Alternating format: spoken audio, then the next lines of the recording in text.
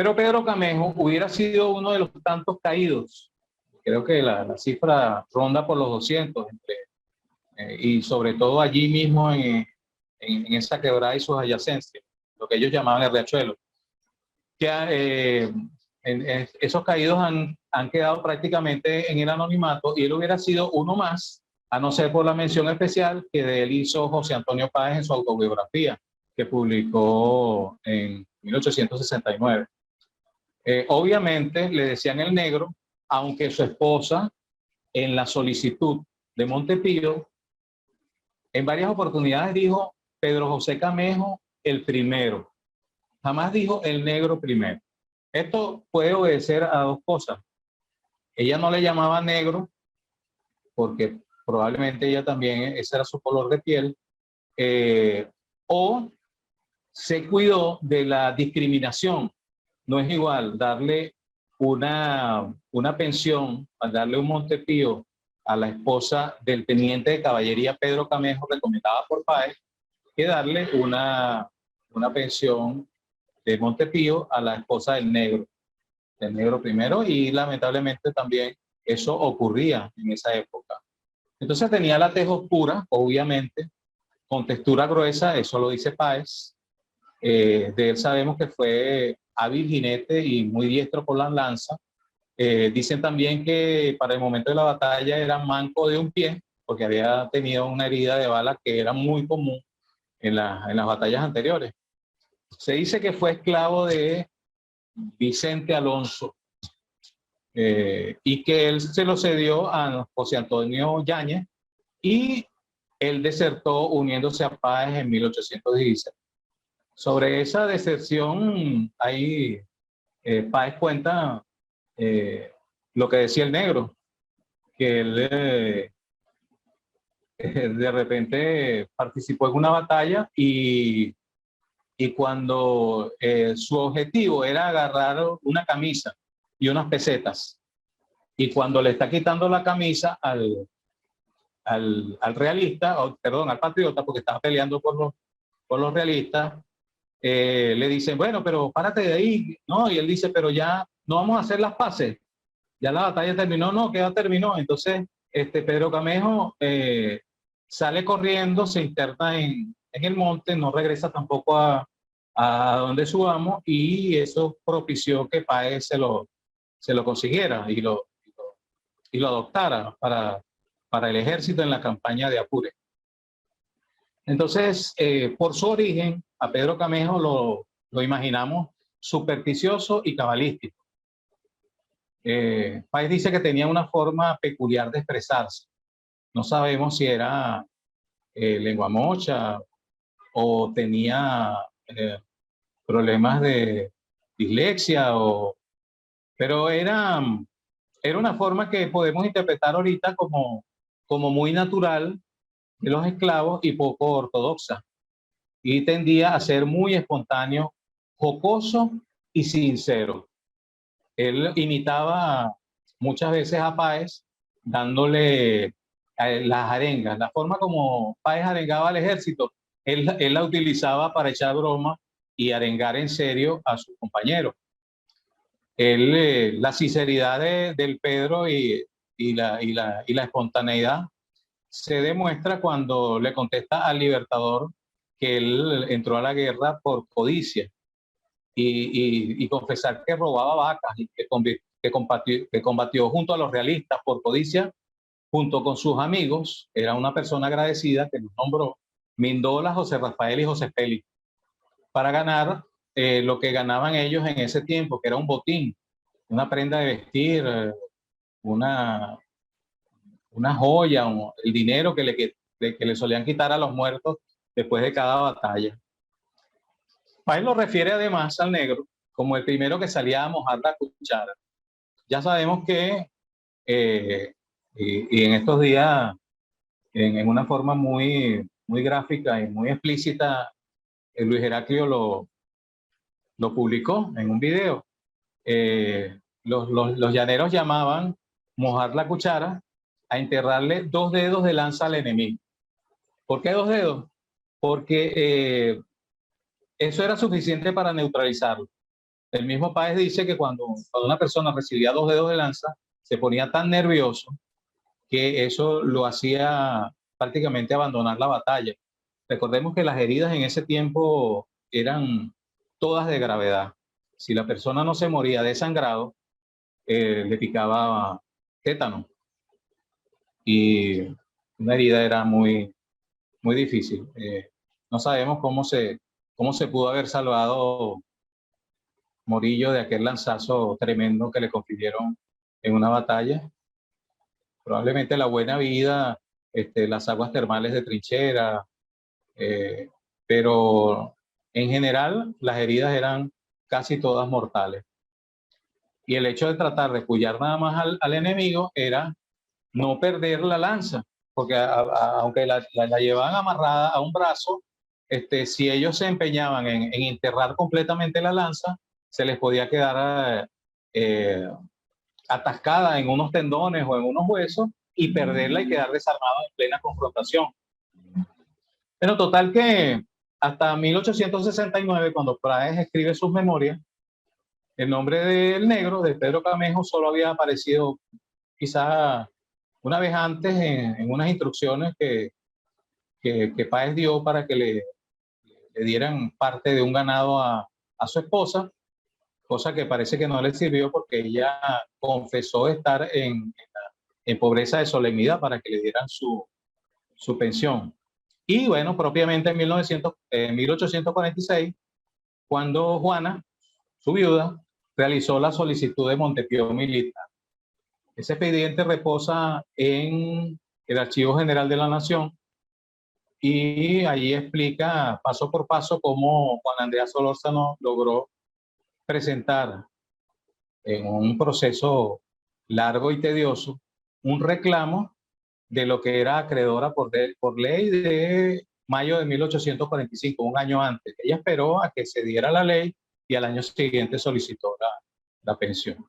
Pero fíjate, esto es significativo, que ella, para poder demostrar que había estado casada con el teniente de caballería Pedro José Camejo, que él había muerto en la acción de Carabobo, tuvo que necesitar que el propio José Antonio Páez le expidiera una especie de constancia donde decía que sí, que bajo su mando peleó Pedro José Camejo como teniente de caballería y que había muerto de una herida de arma de fuego en los primeros tiros de la batalla.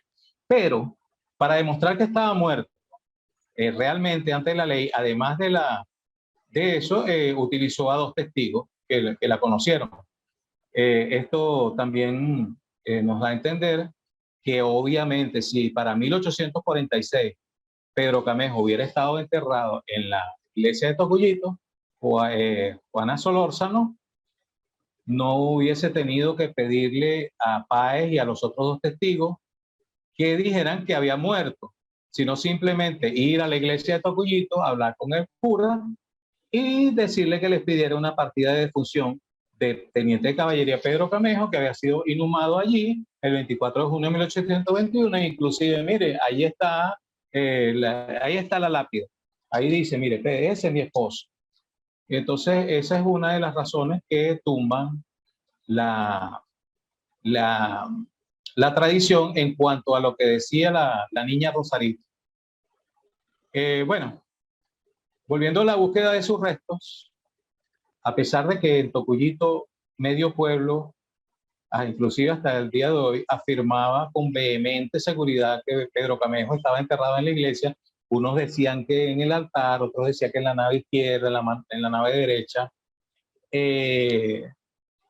Todo eso también se cayó porque el cura ese día no pudo haber hecho ningún registro de los entierros.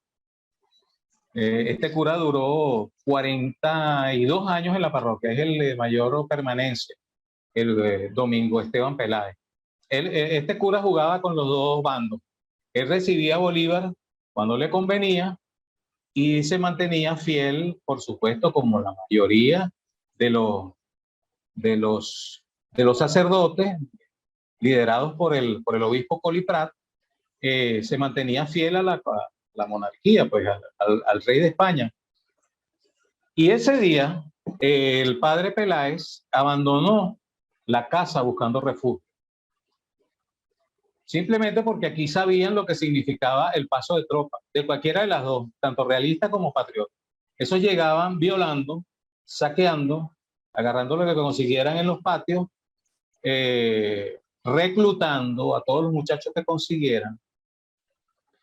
Y ese día estaban las tropas acantonadas en preparación para movilizarse porque 15 días antes habían tropas en Tocuyito, tropas de caballería que al parecer llegaron tarde a la confrontación, pero llegaron. Y entonces al ver esto, él sonó la campana y le avisó al pueblo y se fue. Pero eso quiere decir que no hay ningún tipo de registro parroquial de una inhumación el 24 de junio de 1821 ni el 25. Los sacerdotes expárrocos de San Pablo Ermitaño, que están vivos, a pesar de que estuvieron allí unos 10 años, unos 4 años, hay varios, ahí debe haber como 5 sacerdotes vivos, sabiendo que la placa, por lo menos los que estuvieron del 95 para acá, sabiendo que la placa estaba allá afuera, también los historiadores militares que andaban buscando por todo el pueblo preguntaron y ellos no sabían nada, o sea, no, esa placa está allí, pero aquí no hay nada, aquí no hay registro, aquí no hay nada. La gente del pueblo, unos decían que sí, otros decían que no, habían otros que guardaban silencio porque son muy celosos y están seguros de que está ahí. Y un miembro importante de la Academia de Historia del Estado Carabobo dijo que eso solamente era una leyenda, o sea que no tenía ningún tipo de sustento. Ante esa falta de información, mientras más se buscaba, más se perdía el negro. Y se consolidaba la tesis de que el anuncio del presidente había sido muy precipitado y que no tenía fundamentación histórica. Y entonces comenzó a invertirse la carga de las pruebas. Y nosotros, que estábamos por allí cerca, también integrando una comisión municipal para la búsqueda, comenzamos entonces a preguntar por qué, en vez de decir dónde está, es por qué no puede estar en Tocuyito. Y surgieron estos razonamientos. Si hubiese estado Pedro Camejo en Tocuyito, en primer lugar, como dije, la viuda hubiese recurrido al padre para obtener una partida de defunción y no hubiera tenido José Antonio Páez que decir que murió herido de arma de fuego en los primeros tiros de la batalla, todo esto.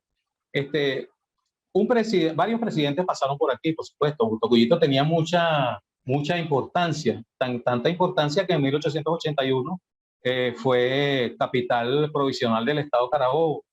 Allí habían otras consideraciones políticas, pero como por ejemplo la equidistancia entre Nirgua y Carabobo. Pero también Tocuyito fue un pueblo de mucho movimiento por el mismo hecho de ser esa encrucijada donde llegaban los arreos de ganado, llegaban los productos agropecuarios. Entonces no terminaban de llegar a Valencia, sino que de aquí se distribuían. Entonces Guzmán Blanco estuvo aquí una semana persiguiendo a Matías Salazar. Desde aquí mandó por telégrafo, o sea, gobernó Guzmán Blanco por telégrafo y él fue el creador del Panteón y me parece que si lo hubiera tenido seguridad de que aquí estaban enterrados próceres, seguro que estuvieran en el Panteón. Juan Vicente Gómez es un capítulo aparte. Usted conocía a Tocuyito desde el 14 de septiembre de 1899, cuando llegó con Cipriano Castro y su revolución liberal restauradora. Allí él se enamoró de Tocuyito y luego de su acceso al poder, después de los 8 años de Cipriano Castro, de su compadre, comenzó a comprar todas las tierras alrededor de Tocuyito. Tocuyito se salvó de ser comprado por Juan Vicente Gómez porque el padre Joaquín Urrutia, que sustituyó a Peláez, le pidió que por favor que no comprara el Fundo La Trinidad porque de allí vivían la mayoría del pueblo. Y entonces él dijo, bueno, la tradición es que él le dijo, bueno, padre, aquí está el documento, rómpalo usted mismo, porque Gómez mandaba a sus emisarios ya con la cifra con que iba a comprar. Compró, pero él ponía el precio y todo el mundo asustado firmaba y se iba. Entonces, Gómez fue muy amigo de Urrutia. Entonces, cuando en los dos momentos estelares monumentales de Carabobo, el centenario de la batalla y el centenario de la muerte de Bolívar, de alguna manera Gómez, para 1830, en el centenario de la muerte de Bolívar, en vez de traer un soldado desconocido de la batalla de Ayacucho, hubiese exhumado a todos los próceres que estaban en la iglesia de Tocuyito, hubiera hecho un pequeño santuario, un pequeño cementerio en Carabobo. Era una buena idea dentro de ese espíritu nacionalista que lo adornaba al dictador. Y además de eso, Gómez le regaló, le donó a la parroquia el cemento necesario para el primer piso que tuvo. Además de donarle 2 campanas, le donó el cemento para su piso. Y inevitablemente él tenía que haberse enterado que allí habían próceres enterrados, pero no fue así. Entonces, entre todas estas razones por las que no estaba, los encargados de investigar sobre la muerte de Pedro Camejo fueron bajando la cabeza, fueron diciendo, mira, ahí no hay nada, perdimos el tiempo, perdieron como 2 meses buscando, hasta que se dieron cuenta que no existía ningunos restos de Pedro Camejo, ni en el cementerio que desapareció, ni dentro de la iglesia. Tuvieron la siguiente solución: agarraron una cajita, le echaron tierra de San Juan de Payara, el sitio donde supuestamente nació Pedro Camejo, tierra del campo de Carabobo en el área donde supuestamente él cayó muerto, y le colocaron encima una machetilla. Ese monumento pequeño, una cajita con una machetilla dentro y 2 compartimientos, uno de tierra de San Juan de Payara y uno de tierra de Campo de Carabobo, se vino desde San Juan de Payara y llegó aquí el 21 de junio. Vamos a ver entonces algunas gráficas sobre esa ceremonia, los actos en el Campo de Carabobo. Ahí tenemos la machetilla y abajo los 2 compartimientos donde está la tierra de San Juan y la tierra del Campo de Carabobo. Ya está colocada en el lugar donde le hicieron aquí unas panorámicas ahí está la cajita, tierra de San Juan de Payara, tiempo de Carabobo. Ahí le están haciendo, ahí está la machetilla, que vamos a hablar un poquito más de ella. Ahí le están haciendo una guardia de honor, unos militares. Esto fue lo que ocurrió en el Campo de Carabobo, donde se dio un discurso, el alcalde del Libertador dio un discurso, se le rindieron honores, allá permaneció hasta el día siguiente, que se vino para Tocuyito.